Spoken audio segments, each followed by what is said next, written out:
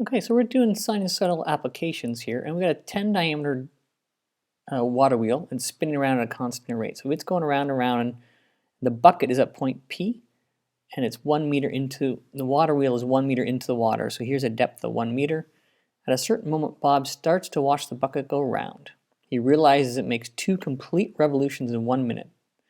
At 4 seconds, it's at the top of the wheel. The height of the bucket can be modeled by this particular equation here, where t is in seconds and h, the height, is in meters above the water level. Now, one of the things that I want to just reiterate is anytime I have motion, if I follow the point here, right, anytime I have a point in motion that is circular, it will follow a sine curve pattern, or it will also follow a cosine curve pattern because it's cyclical in nature or periodic in nature. It repeats itself over and over and over again.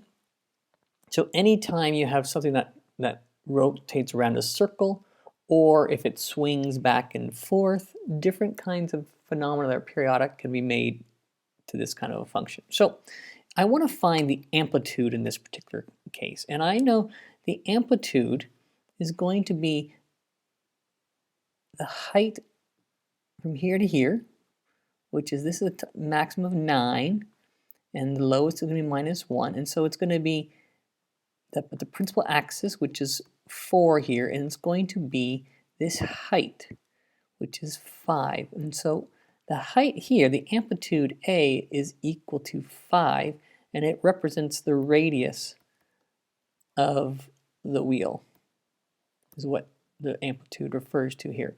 And we're going to sketch below on this interval before we do any calculation. So I know at 4 seconds it's at the top.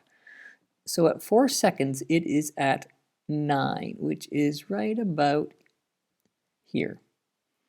And then it goes down and then back up again, but I have to figure out how 2 complete revolutions in 1 minute. My time is in seconds, so if it's 2 in 60 seconds, it's 1 in 30 seconds. So my period is 30. And so at 4 seconds, it's at 9. So 30 seconds later, at 34, it's also going to be at 9.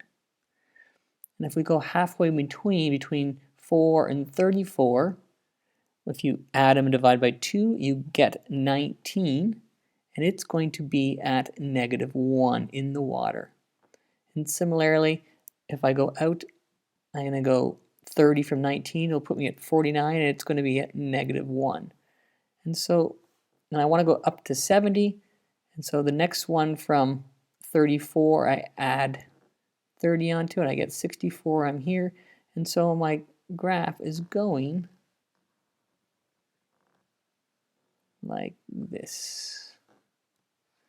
Okay, and so there's my sketch over this interval. And to be picky, it says to go up to 70, so I'm going to stop it there, and I'm only going to start at 0. Okay, so now I need to determine this actual equation. Well, I already know that A is 5, and that my period is 30. So if my period is 30, my B is equal to 2 pi over the period. So my B value is going to be pi by 15. My D is my principal axis, and I can see that that is right there in the middle, which is at the center of my wheel. So if I go 9 to -1, halfway between that is 4. So I know that D is equal to 4. And finally C, I'm doing the sine curve, so I have to find the upward middle point. So that's going to be here. That's, the curve is going up. And so this is 19, and this is 34. If I want to find the midpoint between 19 and 34, I add them and divide by 2. And when I do that, I get, so I go 19 plus 34 divided by 2 is 26.5.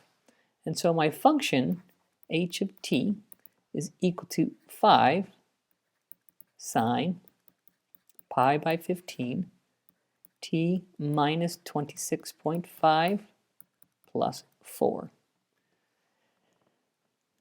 Okay, and so there's my function. Now, I'm going to double check to see if this is correct though, because sometimes I miscalculate the c value or the period. And so if I go to my calculator, I'm going to type it in. I'm going to go 5 sine, and we'll do a fraction. We'll go pi over 15, and we'll go x minus 26.5, close the parenthesis, close it again, and then I'm going to go add 4. Okay, and I have to make sure that I'm in radians, because the default now is in radians. It's in radians, and I also want to check the window. And if I would check my window, I want my window to basically look like this grid here. So I'm going from 0 to 70, good. And I'm going to go intervals of 10, because that's what I have here, 10, 20, 30, 40, and so on. So I'm going to use the intervals here. Similarly, for the y values, I'm going to start at -2, go up to 10, or up to 11, sorry, and then I'm going to go by 2s, because that's what the scale here is. And if I sketch it now, I should see this particular sketch there. And then I know I'm on the right track. And as you can see, as it's sketching out, it is looking quite nicely. And so I can match them up to make sure it makes sense. Okay, D part now says, determine the height of the bucket when time is 12 seconds. So that means I need to find h of t at 12. And so I need to show this step here. This is the thinking step here. And so I can then just go trace and go, I want it to be when it's 12 seconds. And I can see it's 1.54. 1.54 meters. And then E part says, determine the third time the bucket was at a height of 3 meters. So here's my roughly the 3 meters. And I'm looking for the third time the bucket is at a height of 3 meters. And so here's 1, 2. So I am looking for this particular intersection point here. And was the bucket going up or down? Well, it is going down. And so if I want to, what I'm trying to find though is when h of t is equal to 3 and the bucket goes down.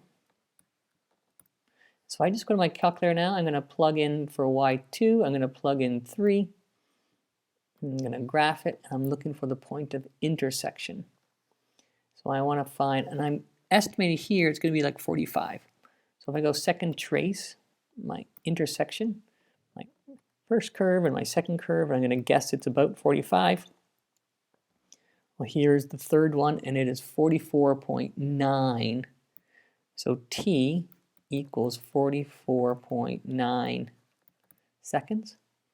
And finally, the final is Bob returns to the water wheels a few days later. What's the probability that the bucket is underwater when he arrives?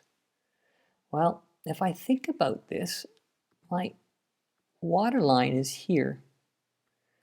And this repeats every 30 seconds. And so if I can find what this length of time is here when it's under the water, and that's under the water versus the total time is 30 seconds per revolution, that will be the probability. So that's going to be the probability of underwater will be whatever the time is over 30. So I'm going to find these two zeros here. And so I'm going to, I'm going to second 0. And if I look at here, this first one's going to be about 15, I'm going to say. So my left bound is 10, my right bound is 20, and we'll guess it to be 15. And so I know that that is 14.28. This is 14.28 minus, I'm going to find the other one, find the 0. Oh, we may not like that value. Let's see if I may have hit it too close. And I get 21.38. 21.38. I'm going to absolute value it because I want the positive of it. I threw it in backwards. And so now if I just go 21.38 minus the 14.28, and I divide that by 30, I can see that 0.237. So I know that 23.3 0.7% of the time, the bucket is underneath the water line. So these sinusoidal applications are important. We can model lots of things that have circular functions or any kind of periodic pattern.